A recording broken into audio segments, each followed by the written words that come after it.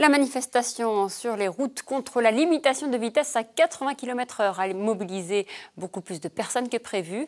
À Châteauroux, elle a atteint une ampleur que même les organisateurs n'avaient pas imaginée. Ils étaient près de 2000 motards et automobilistes. Le centre-ville a été pris d'assaut dès le début de l'après-midi. Le reportage sur place de Catherine Lacroix et Jean-Philippe Pazzini.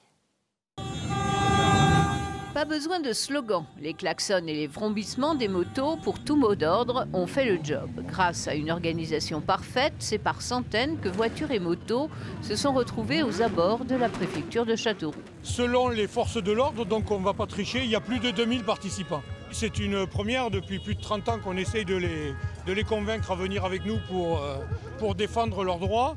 Cette année, on comprend bien qu'ils en ont aussi ras-le-bol et donc on a le soutien de la Ligue de défense des conducteurs et 40 millions d'automobilistes. Des automobilistes qui, eux aussi, ne cachent pas leur ras-le-bol. On sature aujourd'hui des mesures gouvernementales qui nous infantilisent.